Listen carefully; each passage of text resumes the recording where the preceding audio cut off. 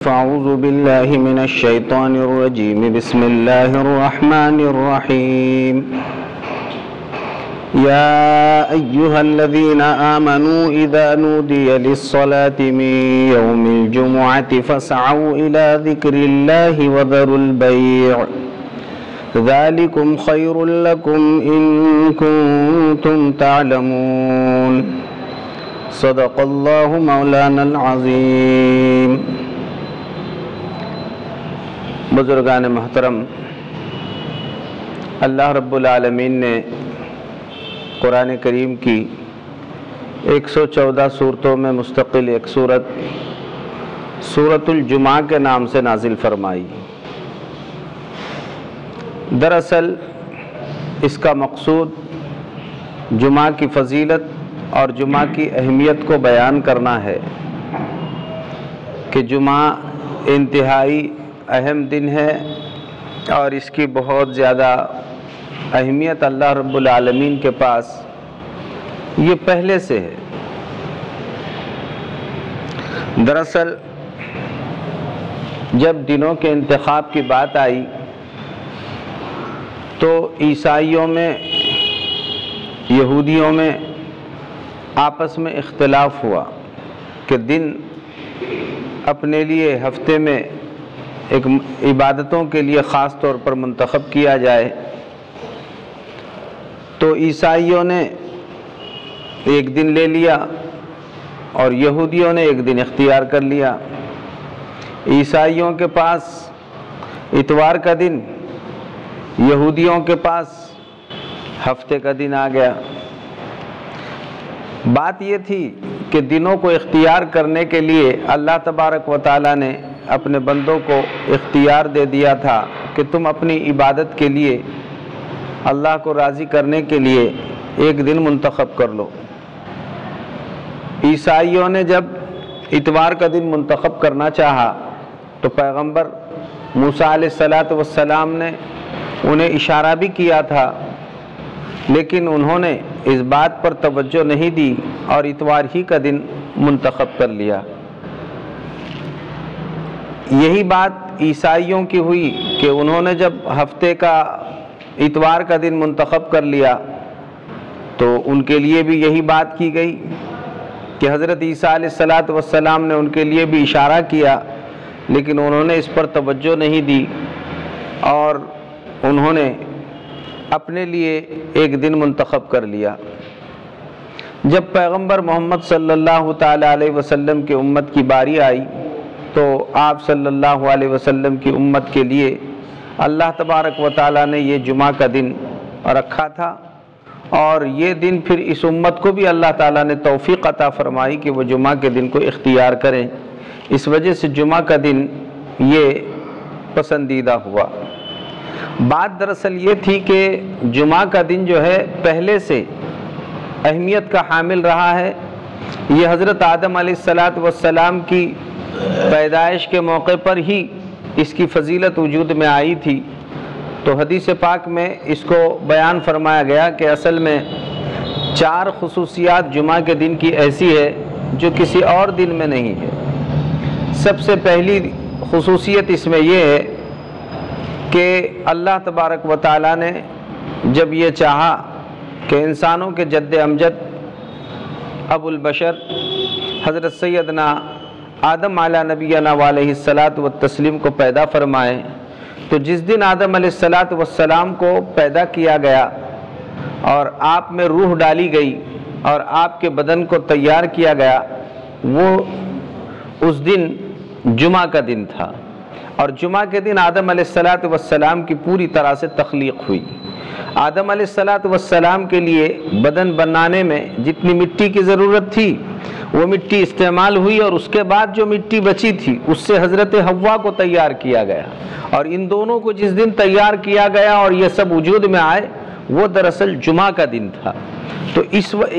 فیہ خلق آدم، حدیث پاک میں فرمایا گیا کہ اسی دن میں حضرت آدم علیہ السلام کو اللہ تبارک و تعالیٰ نے پیدا فرمایا۔ تو جمعہ کے دن چونکہ حضرت آدم علیہ السلام کا اور حضرت حوا کا وجود ہوا اور ان کی تخلیق ہوئی، تو ظاہر ہے کہ جب کوئی بڑا اہم دن آتا ہے تو ایک تاریخی دن سمجھا جاتا ہے۔ تو حضرت آدم علیہ السلام چونکہ ظاہر ہے کہ سب سے بڑے انسان ہیں اور سب کے ابو البشر ہے، اس وجہ سے وہ ایک تاریخی بات تھی، تو اللہ تبارک و تعالیٰ نے اس دن کی اہمیت بیان فرمائی، اور حدیث پاک میں اللہ کے پیارے حبیب صلی اللہ علیہ وسلم نے اسی وجہ سے ارشاد فرمایا کہ فیہ خلق آدم، آدم علیہ السلام کو اس دن اللہ تبارک و تعالیٰ نے پیدا فرمایا۔ دوسری خصوصیت جمعہ کے دن کی یہ ہے کہ جب حضرت آدم اور حضرت حوا تیار ہو گئے، تو تیار ہونے کے بعد حضرت آدم کو اور حضرت حوا کو اللہ رب العالمین نے اسی دن فیہ ادخل الجنہ، اسی دن میں اللہ تعالیٰ نے ان کو جنت میں داخل فرمایا۔ زمین پر تھے، زمین پر تیار ہونے کے بعد جمعہ کے دن اللہ رب العالمین نے ان دونوں کو جنت میں داخل فرما دیا، تو یہ بھی بڑی فضیلت کی بات ہوئی۔ وفیہ اخرج، حدیث میں تیسری بات یہ بیان فرمائی کہ جمعہ ہی کے دن حضرت آدم اور حضرت حوا کو اللہ رب العالمین نے جمعہ ہی کے دن جنت سے نکالا، اور زمین پر جو آئے تو وہ جمعہ کا دن تھا۔ تو آدم و حوا علیہ السلام کی پیدائش جمعہ کے دن ہوئی، یہ دونوں جمعہ ہی کے دن جنت میں داخل کیے گئے، یہ دونوں جمعہ ہی کے دن جنت سے باہر نکالے گئے۔ تو یہ تین ایسی اہم باتیں ہیں کہ اس کی وجہ سے اللہ تبارک و تعالیٰ نے اس دن کو ایک اہمیت عطا فرمائی، اس کو ایک مقام اور مرتبہ اور حیثیت عطا فرمائی، اور ایک تاریخی دن کے ساتھ ساتھ یہ تشریعی دن بھی بن گیا، یعنی دین اور شرعی حیثیت بھی اللہ تبارک و تعالیٰ نے اس دن کو عطا فرمائی۔ تو بات یہ عرض کی جا رہی تھی کہ حضرت آدم علیہ السلام کو جمعہ ہی کے دن جنت سے باہر نکالا گیا۔ یہاں ایک مختصر سوال پیدا ہو سکتا ہے کہ جنت میں جانا، یہ تو فضیلت کی بات معلوم ہوتی ہے کہ جنت میں داخل کر دیا گیا، لیکن یہ بات کوئی فضیلت کی نہیں معلوم ہوتی کہ جمعہ کے دن باہر نکالا گیا، کہ حضرت آدم علیہ السلام کو جمعہ کے دن جنت سے نکالا گیا، تو نکالا جانا یہ فضیلت نہیں معلوم ہوتی ہے بظاہر۔ دراصل علماء نے اس کا یہی جواب دیا ہے کہ یہ بھی فضیلت کی بات ہے کہ حضرت آدم علیہ السلام اگر جنت سے باہر نہ نکالے جاتے تو ظاہر ہے کہ یہ نبیوں کا سلسلہ جاری نہ ہوتا، پیغمبریاں تقسیم نہ ہوتی، یہ اتنی بڑی اللہ کی عبادتیں وجود میں نہیں آتی، چونکہ جنت تو کوئی عبادت کی جگہ ہے نہیں، عبادتیں تو ساری زمین پر ہونے والی تھی،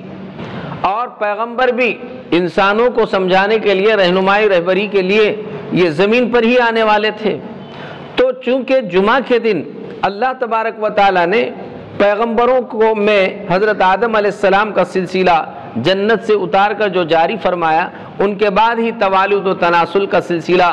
زمین پر جاری ہوا، اور اس کے بعد پھر پیغمبریاں بھی ظاہر ہوتی رہی، اللہ کی عبادتیں بھی ہوتی رہی، اہل اللہ اور اتقیاء اور ابرار بندے بھی زمین پر تیار ہوتے رہے، اور وہ سب کچھ ہوا جو آج تک ہوتا آیا ہے۔ تو جہاں پر بہت کچھ ہوا، اس میں خاص طور پر یہ بات کہ انبیاء علیہ السلام کا سلسلہ اور عبادتوں کا سلسلہ، اعمال کا سلسلہ یہ زمین پر جاری ہوا، اس کا اصل سبب حضرت آدم علیہ السلام کا زمین پر آنا ہے۔ اس مناسبت سے جمعہ کا دن یہ فضیلت کا حامل رہا اور اس کو فضیلت کا دن قرار دیا گیا۔ چوتھی چیز جو جمعہ کے دن ہی ہونے والی ہے، یہ آئندہ کے اعتبار سے جو دن ہونے والا ہے وہ جمعہ کا دن ہے، وہ ہے قیامت کا دن، کہ قیامت بالآخر ساری دنیا پوری طرح سے مکمل ہو کر جب قیامت رونما ہوگی، تو قیامت کا وقت جب آنے والا ہے تو قیامت کی گھڑی جو قائم ہوگی وہ جمعہ ہی کے دن ہونے والی ہے۔ یہاں بھی ایک سوال پیدا ہوتا ہے کہ قیامت میں تو بہت ساری گھبراہٹیں ہوں گی، مسائل ہوں گے، حالات ہوں گے، بڑی وعیدیں بھی اس دن کے بارے میں آئی ہے، اور بڑے اس دن کی مشکلات بھی سامنے آئی ہے، تو پھر یہ دن فضیلت کا دن کس طریقے سے ہوا؟ تو دراصل بات یہ ہے کہ یہ دن مشکلات کا ضرور ہے، لیکن یہ کافروں کے حق میں ہے، ان کے حق میں کہیں 50,000 سال کے برابر، اور کہیں فرمایا گیا ہے 1,000 سال کے برابر۔ تو یہ دین اور شریعت اللہ نبی کے جتنے منکرین ہیں ان کے حق میں بڑا ذالک یوم عسیر، بڑا مشکل دن۔ یہ ان کے حق میں ہے جن کے پاس ایمان نہیں ہے، ورنہ ایمان والوں کے لیے تو اب راستے کھلنا شروع ہو گئے کہ جب قیامت قائم ہو گئی تو جنت کے دروازے بھی کھل جائیں گے، جنتوں میں داخلہ نصیب ہو جائے گا،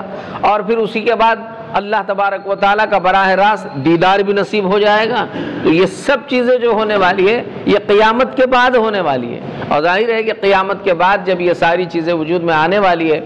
تو اس مناسبت سے جمعہ کا دن بڑا اہمیت کا حامل دن بنا۔ تو اللہ تبارک و تعالیٰ نے جب دنوں کے انتخاب کا موقع آیا تو پیغمبر محمد صلی اللہ علیہ وسلم کی امت کو اس بات کی توفیق عطا فرمائی کہ وہ جمعہ کے دن کو منتخب کریں۔ چنانچہ اسلام سے پہلے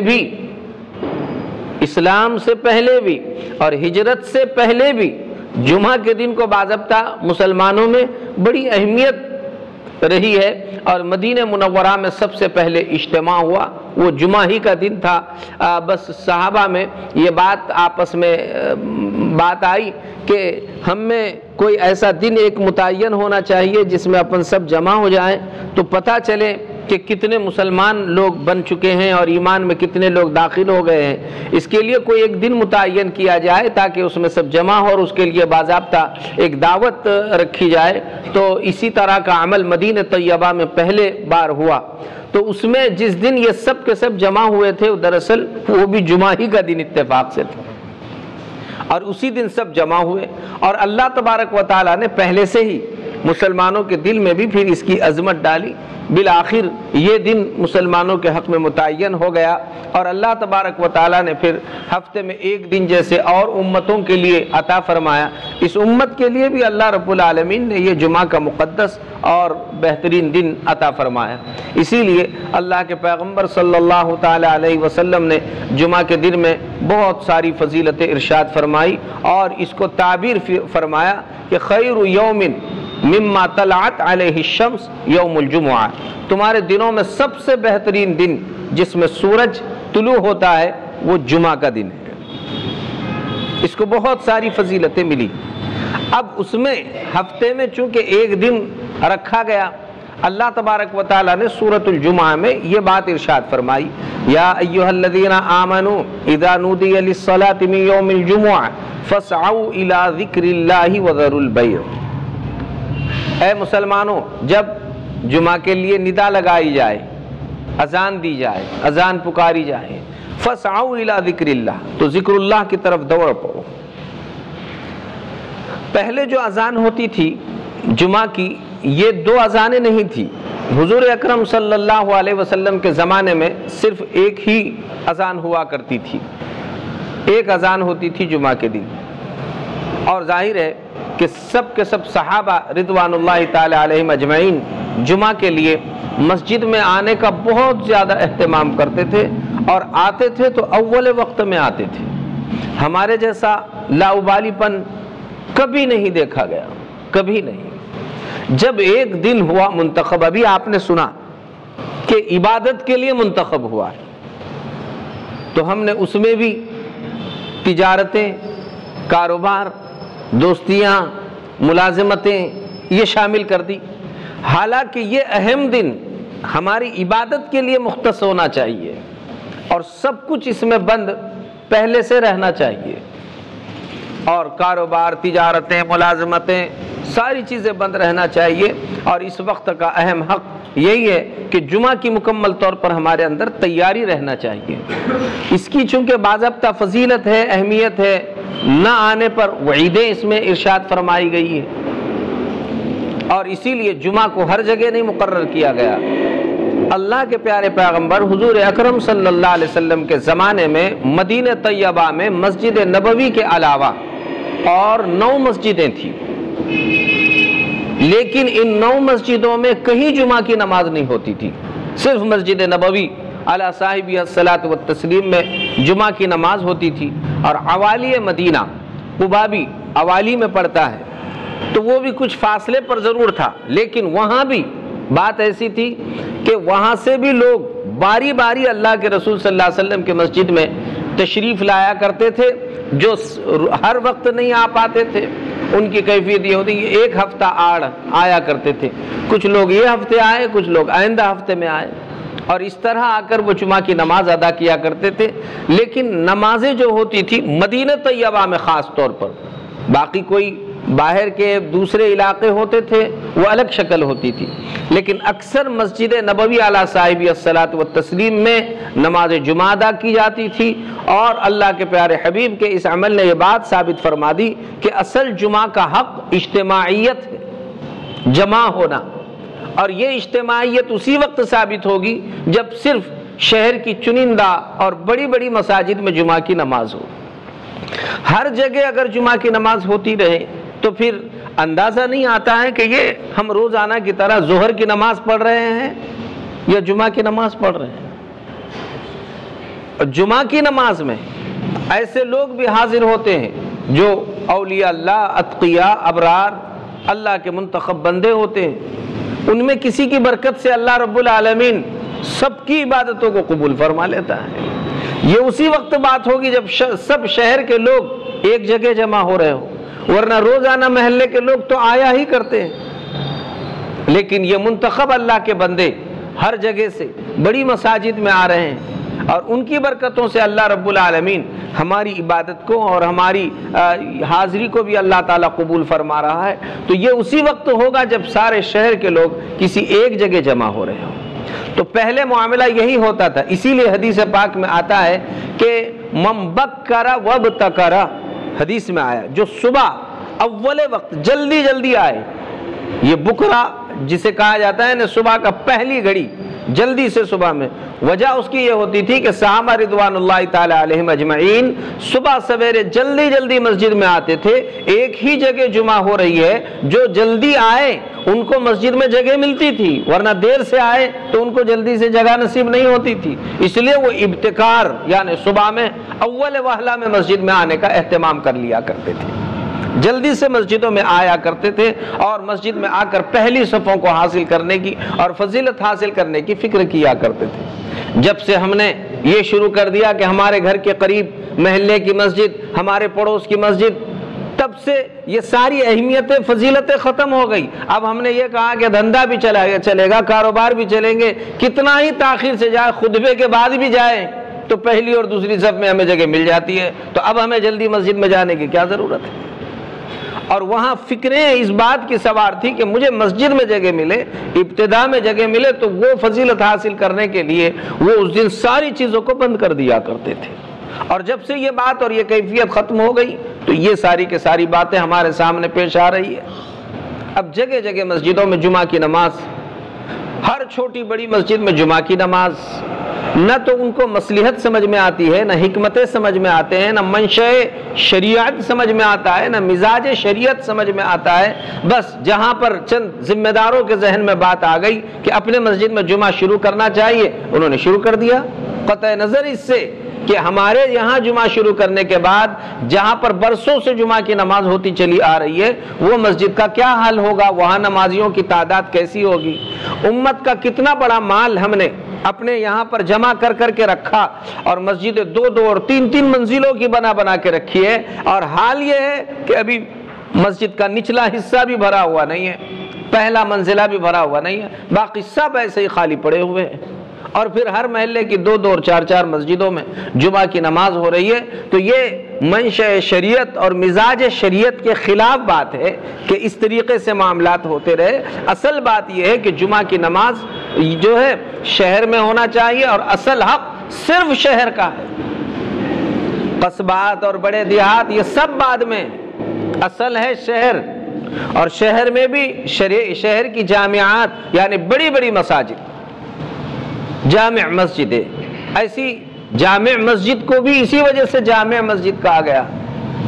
وہاں پر ظاہر ہے کہ یہ جمع ہونے کی کیفیت وہاں پیدا ہو رہی، پھر جمعہ کا دن وہاں پر وہ مسجدوں کو مکمل ہونے کا ایک ذریعہ بن رہا ہے۔ اس وجہ سے جمعہ کے دن کی خاص اہمیت یہی ہے بھائیوں کہ جمعہ کی نماز جو ہے بڑی بڑی مساجد میں ادا کی جائے، محلے کی جہاں چھوٹی چھوٹی مسجدوں میں اگرچہ پہلے سے ہو بھی رہی ہے تو وہ لوگ اس بات پر نظر ثانی کریں اور سوچ کر ایسا نہیں ہے مسئلہ کہ ایک مرتبہ شروع ہوا تو بند نہیں کیا جا سکتا ہے، بالکل بند کیا جا سکتا ہے، بند کرنا چاہیے، بلکہ بند کرنا اس مقصد سے ہو کہ ہم اتنی بڑی ذمہ داری اپنے ناتواں کندھوں پر امت کی اور محلے کی نہیں لے سکتے ہیں تاکہ بڑی بڑی مسجدوں میں جا کر یہ فضیلت حاصل کرنے والے بنے تو انشاءاللہ وہ عند اللہ ماجور ہوں گے، انہیں اجر اللہ کے پاس ملے گا کہ انہوں نے ایک صحیح مقصد اور شریعت کے منشے کی وجہ سے انہوں نے اپنے پاس کی جمعہ کو موقوف کر دیا۔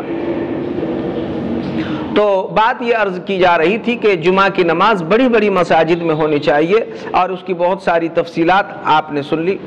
تو اللہ رب العالمین نے قرآن کریم میں یہ بات ارشاد فرمائی فَاسْعَوْا إِلَىٰ ذِكْرِ اللَّهِ، ذکر اللہ کی طرف دوڑ پڑو۔ معلوم ہوا کہ جب یہ بات ہو کہ اذان ہو رہی ہے تو اس وقت کا سب سے بڑا عمل ہمارا ذکر اللہ ہے۔ یہاں ذکر اللہ سے مراد مفسرین نے یہ دو باتیں ارشاد فرمائی ہے، ایک ہے خطبہ جمعہ اور دوسری ہے نماز جمعہ۔ خطبہ جمعہ اور نماز جمعہ اگر کسی شخص کو اس کی نااہلی اور بدقسمتی اور سستی اور کاہلی کی وجہ سے خطبہ نصیب نہیں ہو رہا ہے یا سننا نصیب نہیں ہوا ہے تو اس کے لیے بہت بڑے یہ نقصان کی بات ہے، ٹوٹے کی بات ہے، گھاٹے کی بات ہے کہ جمعہ جیسے مقدس دن میں اس نے بہت بڑا نقصان اٹھا لیا۔ وہ نقصان کیا ہے؟ وہ نقصان یہی ہے کہ اس نے جو ہے تو جمعہ کے دن اہتمام نہیں کیا جلدی سے آ کر اور بہت بڑی فضیلت سے وہ محروم رہا، اللہ کا منشا اس سے گویا پورا نہیں ہو سکا جو خطبے کے وقت مسجد میں آ رہا ہے۔ جبکہ فَاسْعَوْا إِلَىٰ ذِكْرِ اللَّهِ، اذان ہوتے ہی ذکر اللہ کی طرف دوڑو، ذکر اللہ کی طرف آؤ۔ اور ذکر اللہ کیا ہے تو کہیں وہی خطبہ جمعہ اور نماز جمعہ، یہ اصل منشا ہے اس میں آنے کا۔ پھر جب وہ آ رہا ہے تو اس میں ایک مرجوہ گھڑی یعنی جس میں دعاؤں کے قبولیت کی گھڑی پیش آتی ہے، یہ اللہ تبارک و تعالیٰ نے یہ اہم گھڑی جمعہ کے دن رکھی ہے۔ اور جمعہ کے دن بھی کب ہے اس میں دو قول ہے۔ حضرت امام شافعی رحمۃ اللہ علیہ فرماتے ہیں کہ یہ گھڑی جس میں دعا کی قبولیت اللہ رب العالمین کے پاس ہوتی ہے وہ امام کے خطبہ دینے کے لیے نکلنے سے لے کر اس کے سلام پھیرنے تک کسی بھی وقت یہ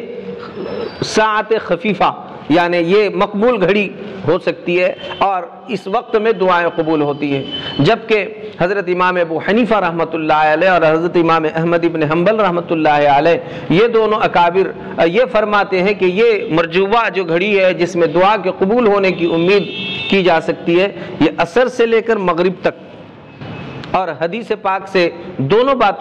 وقتوں کی طرف اشارہ ملتا ہے۔ اگرچہ کہ اس میں بہت سارے اقوال ہیں لیکن یہ دو اوقات، تو لہٰذا دونوں وقت کا اہتمام کرنا چاہیے۔ دعا میں ابھی ہم آ گئے، بس دل ہی دل میں امام صاحب خاص طور پر دو خطبوں کے بیچ میں جب ہلکا سا ایک استراحت ہوتا ہے تو اس موقع پر خاص طور پر دعا کا دل ہی دل میں اہتمام کرتے رہنا چاہیے اور اپنی ضروری بات جو ہے اللہ کے دربار میں پیش کرتے رہنا چاہیے۔ اسی طرح عصر سے لے کر مغرب تک آ کر وہاں پر بھی ہم کو چاہیے کہ ہم ان اوقات میں اللہ رب العالمین کی طرف رجوع کریں۔ یہ بہت زیادہ قبولیت کی گھڑی ہے اور ان اوقات میں اللہ تبارک و تعالی دعاؤں کو قبول فرماتے ہیں۔ اسی لیے تو یہ ہفتے کا دن جو ہے یہ عبادت کا دن ہے ہمارے لیے، جیسے یہودیوں نے ان کے لیے ایک دن مقرر کر لیا، عیسائیوں نے اپنے لیے ایک دن مقرر کر لیا، اللہ تبارک و تعالیٰ نے ہم مسلمانوں اور امت محمدیہ کے لیے بھی یہ مقدس دن عطا فرمایا۔ یہ سارا دن ہمارا عبادت، طاعت، اللہ رب العالمین کی پوری طرح سے فرما برداری کے لیے مختص ہونا چاہیے جو ہو سکتا ہے۔ ہم نے اپنے بزرگوں کو بکثرت اس طرح دیکھا ہے کہ جمعہ کے دن ان کے معمولات ہوتے رہے ہیں کہ جیسے ہی جمعہ کا دن آتا رہا تو جمعہ کا دن وہ یوں ہی نہیں گزارتے رہے، عام دنوں میں کچھ کمی بیشی ہوتی رہی لیکن جمعہ کا دن جیسے ہی شروع، اسی لیے حدیث پاک میں خاص بات ہے کہ فجر کی نماز سے ہی اللہ کے نبی صلی اللہ علیہ وسلم اہتمام فرما رہے ہیں۔ فجر کی نماز عام دنوں کے مقابلے میں کچھ اور اہتمام سے ہوا کرتی تھی اور اکثر فجر کی نماز میں اللہ کے رسول صلی اللہ علیہ وسلم پہلی رکعت میں سورہ الف لام میم السجدہ اور دوسری رکعت میں سورۃ الدہر تلاوت کرتے تھے۔ الف لام میم السجدہ یہ 21ویں پارے میں ہے اور سورۃ الدہر یہ 29ویں پارے میں ہے۔ اللہ کے پیارے حبیب کا معمول تھا کہ فجر کی نماز میں اکثر جمعہ کے دن یہ 2 صورتیں آپ تلاوت فرمایا کرتے تھے، اور یہ 2 صورتیں تلاوت فرما کر گویا پوری امت کو اس بات کی طرف متوجہ فرمایا کرتے تھے یہ بڑا فضیلت کا دن ہے اور ہم فجر کی نماز سے یہ فضیلت کو حاصل کر رہے ہیں۔ اور صحابہ پھر جلدی جلدی ساری تیاری جمعہ کے لیے کر لیا کرتے تھے۔ اسی دن کے بارے میں فرمایا گیا سورۃ الکہف تلاوت جمعہ کے دن کیا جائے، اگرچہ کہ یہ روایت ضعیف ہے لیکن چونکہ اعمال پر ابھارنے کا ایک بہت بڑا ذریعہ ہے، لہذا جمعہ کے دن خاص طور پر سورہ کہف جو 15ویں پارے سے شروع ہو کر 16ویں پر ختم ہوتا ہے، آپ یہ ہر جمعہ کو پڑھنے کا اہتمام فرما لیں۔ جو شخص جمعہ کے دن سورہ کہف تلاوت کرنے کا اہتمام کرے اللہ تعالیٰ اسے ہفتہ بھر دجال کے فتنے سے محفوظ فرما دیتے ہیں۔ اور یہ زمانہ ویسے بھی دجالیت کا اس وقت چل رہا ہے اور ساری دجالی فتنوں کی شروعات ہو چکی ہے۔ اس وقت سخت ضرورت ہے کہ ہر بندہ اس قسم کے سارے شرور اور فتن سے بچے، اور اس کے بچنے کا بہترین عمل جمعہ کے دن سورۃ الکہف کی تلاوت کرنا ہے۔ لہٰذا مرد احباب مسجدوں میں، عورتیں اپنے گھروں میں، یا آپ بھی اپنے گھروں میں جب چاہے جہاں چاہے سورہ کہف تلاوت کرنے کا خاص طور پر جمعہ کے دن اہتمام کر لیں۔ نوافل کا عام دنوں میں جیسا اہتمام ہوتا ہے، خاص طور پر ہر جمعہ کو 4 رکعت صلاۃ التسبیح آپ زوال سے پہلے پڑھنے کا اہتمام کر لیں۔ 4 رکعت صلاۃ التسبیح ہر جمعہ کو پڑھ لیا کریں۔ حضرت عباس رضی اللہ عنہ کو حضور اکرم صلی اللہ علیہ وسلم نے بڑے اہتمام کے ساتھ یہ بات تاکیداً ارشاد فرمائی کہ اس کو پڑھنے کا اہتمام کرو۔ اس سے اگر، اور حدیث میں فرمایا، اگر فرض کرو کہ تم زمین میں سب سے بڑے گناہگار ہو